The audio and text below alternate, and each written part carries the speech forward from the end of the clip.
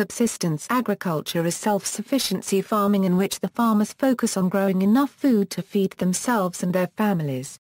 The typical subsistence farm has a range of crops and animals needed by the family to feed and clothe themselves during the year. Planting decisions are made principally with an eye toward what the family will need during the coming year, and secondarily toward market prices. Tony Waters writes, "Subsistence peasants are people who grow what they eat, build their own houses, and live without regularly making purchases in the marketplace." However, despite the primacy of self-sufficiency in subsistence farming, today most subsistence farmers also participate in trade to some degree, though usually it is for goods that are not necessary for survival, and may include sugar, iron roofing sheets, bicycles, used clothing, and so forth. Most subsistence farmers today reside in developing countries.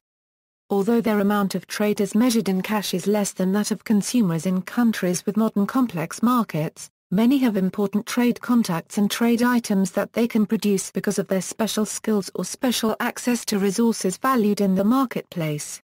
Subsistence grain-growing agriculture first emerged during the Neolithic Revolution when humans began to settle in the Nile, Euphrates, and Indus River valleys.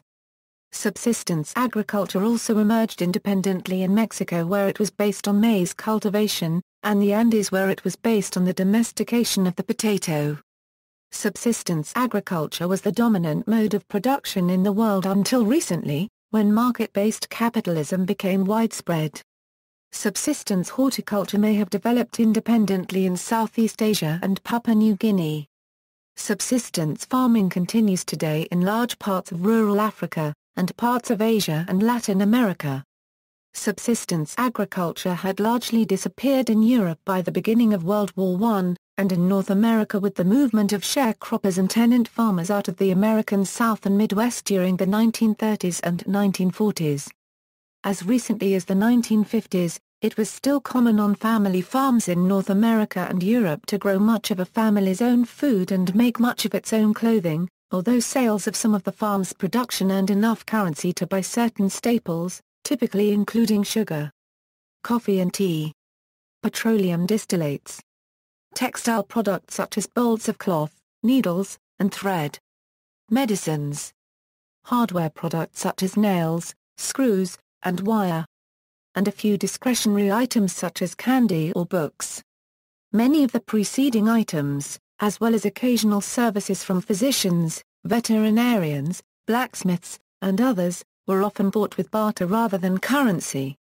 In Central and Eastern Europe, subsistence and semi-subsistence agriculture reappeared within the transition economy since about 1990.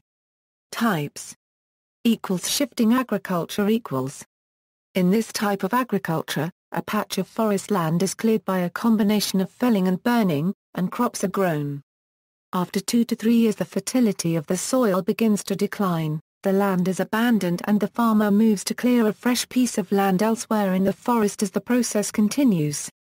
While the land is left fallow, the forest regrows in the cleared area and soil fertility and biomass is restored. After a decade or more, the farmer may return to the first piece of land. This form of agriculture is sustainable at low population densities, but higher population loads require more frequent clearing, which prevents soil fertility from recovering, opens up more of the forest canopy, and encourages scrub at the expense of large trees, eventually resulting in deforestation and land erosion. Primitive agriculture While this slash-and-burn technique may describe the method for opening new land, commonly the farmers in question have in existence at the same time smaller fields, sometimes merely gardens, near the homestead. There they practice intensive non-shifting techniques until shortage of fields where they can employ slash-and-burn to clear land and provide fertilizer. Such gardens nearer the homestead often regularly receive household refuse, the manure of any household chickens or goats, and compost piles where refuse is thrown initially just to get it out of the way. However, such farmers often recognize the value of such compost and apply it regularly to their smaller fields. They also may irrigate part of such fields if they are near a source of water. In some areas of tropical Africa, at least, such smaller fields may be ones in which crops are grown on raised beds. Thus farmers practicing slash-and-burn agriculture are often much more sophisticated agriculturalists than the term slash-and-burn subsistence farmers suggest. Nomadic herding in this type of farming people migrate along with their animals from one place to another in search of fodder for their animals. Generally they rear cattle, sheep, goats, camels and/or yaks for milk, skin, meat and wool. This way of life is common in parts of Central and Western Asia, India, East and Southwest Africa and Northern Eurasia.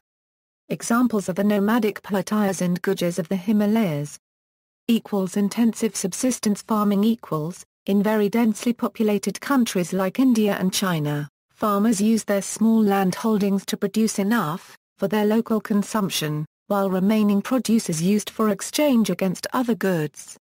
The cultivators use simple tools to produce the crop. It results in much more food being produced per acre compared to other subsistence patterns. These farmers try to obtain maximum yield from the available lands by intensifying cultivation techniques, including the preparation of paddy fields which can be used year after year. In the most intensive situation, farmers may even create terraces along steep hillsides to cultivate rice paddies. Such fields are found in densely populated parts of Asia, such as in the Philippines. They may also intensify by using manure, artificial irrigation and animal waste as fertilizer. See also, cash crop, commercial agriculture, extensive agriculture, hoe farming, industrial agriculture, opium replacement, slash and burn, subsistence fishing. References. Further reading, Charles Sellers. The Market Revolution, Jacksonian America, 1815–1846. New York, Oxford University Press. 1991. Howard, Sir Albert. An Agricultural Testament. Oxford University Press. Waters, Tony. Farmer Power, The Continuing Confrontation Between Subsistence Farmers and Development Bureaucrats / Marvin P. Miracle, Subsistence the Agriculture, Analytical Problems and Alternative Concepts, American Journal of Agricultural Economics, May, 1968, pp. 292–310.